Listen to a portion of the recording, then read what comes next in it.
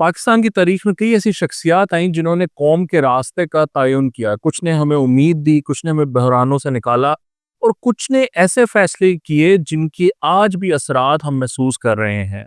इनमें कुछ ऐसी शख्सियात हैं जिनका रोल काफ़ी पॉजिटिव रहा, कुछ ऐसी शख्सियात हैं जिनका थोड़ा नेगेटिव रहा, कुछ के ऐसे हैं कि जिनका मिला-जुला मामला रहा। तो मैं आज आपके साथ 5 शख्सियात का ज़िक्र करने जा रहा हूँ। ज़ाहिर-सी बात है कि पाकिस्तान में और भी शख्सियात हैं जिन्होंने पाकिस्तान के रोल और पाकिस्तान की एवोल्यूशन में अपना किरदार अदा किया है, पॉजिटिव या नेगेटिव। लेकिन चूँकि हम 5 पर फ़ोकस करेंगे तो आपकी चॉइस कुछ और हो सकती है। मेरी चॉइस में ये 5 लोग हैं जिन्होंने अपना किरदार अदा किया। इसमें इम्पोर्टेंट बात ये है कि ये असर अंगेज़ शख्सियात हैं, यानी जिनका असर पड़ा, जिन्होंने पाकिस्तान के माशरे को फॉर बेटर और वर्स कोई शेप दी है। यहाँ पाकिस्तान को किसी बहुत ऐसे रास्ते पर डाला जिसका बाद में हमें एहसास हुआ कि ये रास्ता अच्छा था या ये रास्ता बुरा था, या कोई बड़ा काम किया पाकिस्तान के लिए। और ये भी मैं वाज़ह कर दूँ कि कायद-ए-आज़म मोहम्मद अली जिन्नाह या लियाकत अली खान वो हमारे फाउंडर्स हैं। तो वो इस लिस्ट में नहीं आते क्योंकि ये वो लिस्ट है जिसमें कि एक आगे चल के जो पाकिस्तान आज का पाकिस्तान है, जो हमने 78 ईयर्स पे हम खड़े हैं, उनके असरात हमें क्या महसूस हुए उसकी बात है। तो ऑब्वियसली कायद-ए-आज़म तो एक बहुत ही ज़बरदस्त शख्सियत हैं और उनका बड़ा असर रहा है, लेकिन वो फाउंडर्स में हैं तो उनका कोई कोई मुकाबला नहीं है। तो जो सबसे पहली शख्सियत जिसके बारे में हम बात करेंगे जो मेरी लिस्ट पर है, वो हैं जी ज़ुल्फ़िकार अली भुट्टो। ज़ुल्फ़िकार अली भुट्टो वो हैं जिन्होंने सबसे पहले एक बहुत ही करिश्माती और एक जिसको कहते हैं ना अट्रैक्टिव पर्सनैलिटी थी। लोग उनकी तरफ खिंचे चले आते थे। He was a great speaker और वो आप लोगों ने देखा है कि उनकी लोगों के साथ जो एंगेजमेंट थी उसका लेवल बहुत ज़बरदस्त था। लेकिन ये बड़ी जो इम्पोर्टेंट उनकी अचीवमेंट्स हैं उसमें ये है कि उन्होंने अवाम को पहली दफ़ा ताकत का सरचश्मा ये नारा दिया। उन्होंने अवाम को एहसास दिलाया कि उनका वोट और उनकी हैसियत मैटर करती है। और फिर उन्होंने पाकिस्तान का जो एटमी प्रोग्राम था उसकी बुनियाद रखी। ऑब्वियसली ये एक ऐसा इशू था या एक ऐसा इनिशिएटिव था जिसने आज के पाकिस्तान को सिक्योर किया। तो वो इस इन्फ्लुएंशियल लोगों की लिस्ट में definitely he becomes a part of it. और उन्होंने जो मुस्लिम ममालिक थे उनको साथ लेकर आना, उनको करीब लाना, ये उनकी एक बहुत बड़ी अचीवमेंट थी। उन्होंने लाहौर में एक कॉन्फ्रेंस की, मुस्लिम कॉन्फ्रेंस, और उस तमाम मुसलमान ममालिक को वो एक प्लेटफॉर्म पे ले आए थे, जो कि उनकी बहुत बड़ी अचीवमेंट में से एक है और उसका समर अभी हम देख रहे हैं। या वो उसका जो विजन था वो आज हमने देखा है कि जब पाकिस्तान और सऊदी अरेबिया ने एक ऐसा एग्रीमेंट किया है और उम्मीद ये की जा रही है कि दीगर मुस्लिम ममालिक, स्पेशली मिडल ईस्ट के मुस्लिम ममालिक भी इसका हिस्सा बनेंगे। तो वो एक हम एक सुपर पावर के तौर पे मर्ज कर सकते हैं अगर ये मामला हो जाता है। तो ज़ुल्फ़िकार अली भुट्टो को इस चीज़ का क्रेडिट एक विजन के तौर पे ज़रूर जाता है। और फिर ये भी मामला थे कि उनकी सारी चीज़ें पॉजिटिव नहीं थी, उनमें एक आमरीत का भी फैक्टर था, उस पे भी उनको बहुत ज़्यादा क्रिटिसिज्म होता रहा।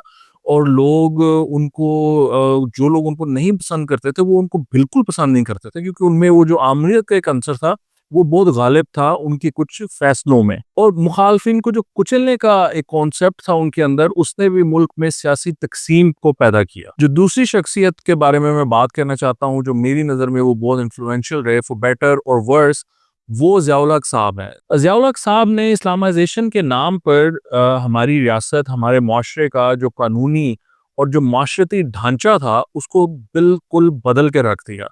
उनके दौर के पहले का पाकिस्तान और बाद का पाकिस्तान बिल्कुल मुख्तलिफ थे और ओवरऑल इनका एक नेगेटिव इम्पैक्ट रहा। और फिर अफ़गान जंग में पाकिस्तान को फ्रंट लाइन पर ले गए।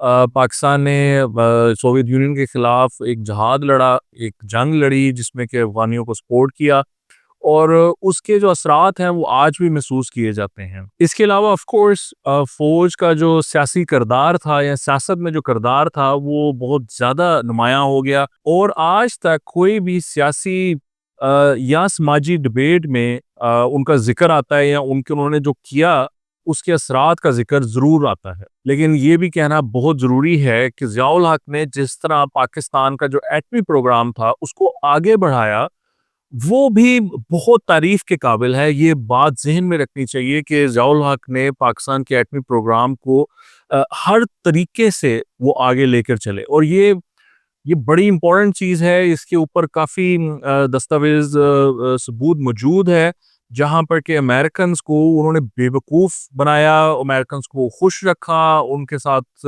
ڈیلز کرتے رہے، لیکن جو ایٹمی پروگرام تھا وہ بڑی اچھے طریقے سے اور تیزی سے چلتا رہا، ان سے ڈیفنس ڈیلز لیتے رہے۔ امریکنز کو یہ شبہ رہتا تھا کہ ان کا ایٹمی پروگرام کہاں پہنچا، یہ کر رہے ہیں نہیں کر رہے، انٹیلیجنس جو ان کو ملتی تھی یہ اس کو ڈینائی کرتے تھے، تو ایک اس کے اوپر کافی بات ہو سکتی ہے، لیکن بہرحال ضیاء الحق کا یہ کریڈٹ ہے کہ انہوں نے پاکستان کے ایٹمی پروگرام کو بہت سپورٹ کیا۔ تو اب میں جس شخصیت کا نام لینے جا رہا ہوں، آئی ایم شیور کہ آپ تھوڑا سا حیران ہوں گے، اس نام سے ہو سکتا ہے آپ اگری نہ کریں، لیکن میں آپ کو پروف کرنے کی کوشش کروں گا، ایکسپلین کرنے کی کوشش کروں گا کہ میں نے ان کو 5 موسٹ انفلوئنشل پاکستانیز کی لسٹ میں کیوں رکھا ہے۔ جی تیسرے نمبر پہ میری لسٹ میں نام ہے، وہ ہے آصف علی زرداری کا۔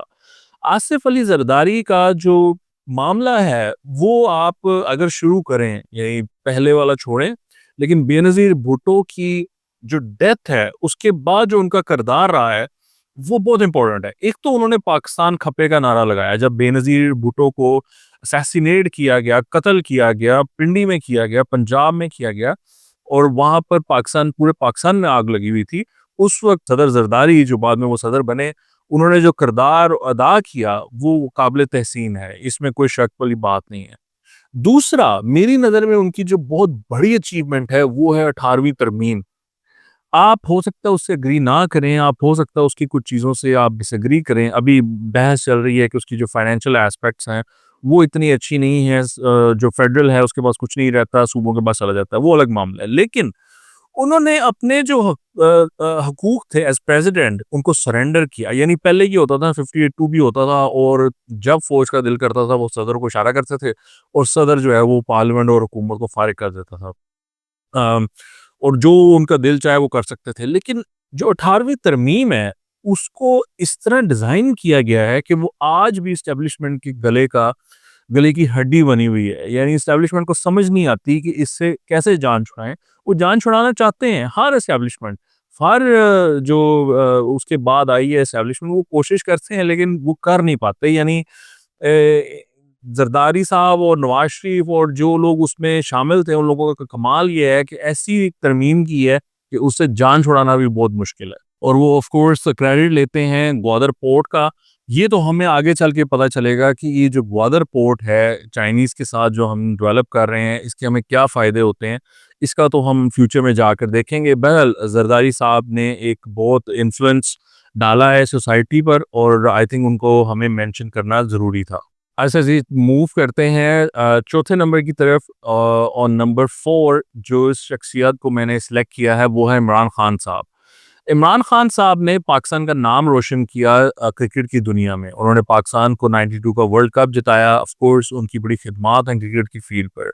پھر وہ سماجی کاموں کی طرف آگے، اور انہوں نے ایک شاندار کینسر ہاسپٹل بنایا، اشرف خانم ہاسپٹل، اور وہ اب بڑھتا بڑھتا وہ پشاور تک اس کی ایک برانچ چلی گئی ہے، کراچی میں بھی وہ بن رہا ہے۔ تو عمران خان صاحب نے، اور پھر انہوں نے نمک یونیورسٹی بنائی، وہ ٹھیک ہے، وہ ایک حد تک ایک امپورٹنٹ چیز ہے، لیکن جب وہ سیاست میں آئے اور آج جہاں وہ کھڑے ہیں، اوبویسلی وہ ایک بہت انفلوئنشل انسان ہے۔ اگین فار بیٹر اور ورس، آپ ان کے جو نظریات ہیں ان سے اگری کر سکتے ہیں یا ڈس ایگری کر سکتے ہیں، لیکن آپ یہ نہیں کہہ سکتے کہ عمران خان نے پاکستان کی سوسائٹی پہ کوئی اثر نہیں ڈالا۔ عمران خان کا جو اثر ہے وہ سر چڑھ کر بولتا ہے، جو ان کے سپورٹرز ہیں وہ ان کی کوئی بات رد کرنے کو تیار نہیں ہے، وہ ان کے خلاف کوئی بات کرنے کو تیار نہیں ہے۔ ان کے ناقدین ان کے بارے میں یہ کہتے ہیں کہ وہ بہت پولرائزنگ فگر ہیں۔ عمران خان صاحب کا اگر آپ کمال دیکھنا چاہتے ہیں یا جو انفلوئنس دیکھنا چاہتے ہیں، انہوں نے ایک ایسی کمیونیکیشن اسٹریٹجی اپنائی ہے کہ ماڈرن پاکستان کے اندر جو سوشل میڈیا کا انفلکس تھا اس کو انہوں نے استعمال کرتے ہوئے اپنے فالوورز بنائے ہیں، اور پھر ان کو لے کر چلے ہیں۔ یعنی جو ینگ بچے تھے جب سوشل میڈیا آیا، یا جوان بھی تھے، ان کو انہوں نے گروم کیا ہے ایک سوشل میڈیا اسٹریٹجی کے تھرو، وہ ان کو لے کر چلے ہیں، ان کو باتیں ایسی کی ہیں کہ ان کو اپنے، جس کو کہتے ہیں نا، کنوکشن ان کو دی ہے اور اپنے ساتھ جوڑی رکھا ہے۔ تو اس کا جو استعمال ہے سوشل میڈیا کا، وہ کسی سیاستدان نے اس طرح نہیں کیا تھا جس طرح عمران خان نے کیا ہے۔ تو یہ ایک کیس اسٹڈی ہے ان اٹ سیلف، اور اس کو اگر آپ سمجھیں تو پاکستان کے معاشرے کو، آج کے معاشرے کو سب سے زیادہ انفلوئنس کرنے والے عمران خان ہیں۔ پانچویں شخص اور پانچویں فگر ہے جی عبدالستار ایدھی۔ آئی تھنک ایدھی صاحب نے جو فرق ڈالا ہے ہمارے معاشرے پر وہ بہت بڑا ہے، کیونکہ ایدھی صاحب وہ تھے جنہوں نے پاکستان کے معاشرے میں سوشل ورک کو ایک چہرہ دیا، اور پھر ایک کانسیپٹ کے طور پر وہ سامنے آیا کہ سوشل ورک چیز کیا ہے، کیسے لوگوں کی خدمت کی جاتی ہے۔ اور اس کو دیکھتے دیکھتے آج بہت ساری آرگنائزیشنز، بہت سارے انڈیویجولز اسی راستے پر گامزن ہیں۔ تو اوبویسلی ایدھی صاحب کا جو انفلوئنس ہے ہمارے معاشرے پر وہ بہت گہرا اور بہت اسٹرانگ رہا ہے۔ انہوں نے جو ایدھی فاؤنڈیشن بنائی وہ دنیا کی جو بڑی آرگنائزیشنز ہیں ان میں سے ایک ہے۔ انہوں نے ایک نیٹ ورک بنایا ایمبولینس اور لوگوں کے لیے رہنے کے لیے جو جگہ بنائی، انہوں نے انسانیت کی خدمت کی۔ وہ نہیں انہوں نے دیکھا کہ یہ مسلمان ہے، ہندو ہے، کرسچن ہے، یا کس مسلک سے اس کا تعلق ہے، شیعہ ہے، سنی ہے، no consideration of that sort. Edhi صاحب نے انسانیت کی خدمت کی ہے، اور اس میں ہمارے لیے بہت زبردست قسم کا سبق ہے، اور ہمیں اس سبق کو ضرور اپنے ساتھ لے کر چلنا چاہیے، ضرور سیکھنا چاہیے۔ چھوٹی موٹی جہاں پر بھی ہم کوئی بھی خدمت کر سکتے ہیں انسانیت کی، ہمیں وہ ضرور کرنی چاہیے، اور ایدھی صاحب نے ہمیں یہ سبق دیا۔ اور ایدھی صاحب کو وہ ایک ایسی پرسنالٹی ہے کہ ہمیں بلانا نہیں چاہیے۔ میں نے تو نہیں بلایا ان کو، اسی وجہ سے میں نے ان کا نام آج شامل کیا۔ بہرحال یہ میرے وہ 5 لوگ ہیں جو موسٹ انفلوئنشل ہیں میری نظر میں، جنہوں نے پاکستان کی معاشرت اور پاکستان کی سوسائٹی پر بہت گہرے اثرات چھوڑے ہیں، اگین فور بیٹر اور ورس۔ آپ کے خیال میں ان میں سے سب سے زیادہ اثر رکھنے والی یا انفلوئنشل شخصیت کون سی ہے؟ کمنٹس میں ضرور بتائیں، اور اگر آپ کو ویڈیو پسند آئے تو لائک کریں اور سبسکرائب کریں اور بیل آئیکن بھی دبا لیں۔ آپ کے دیکھنے کا بہت شکریہ۔ خدا حافظ۔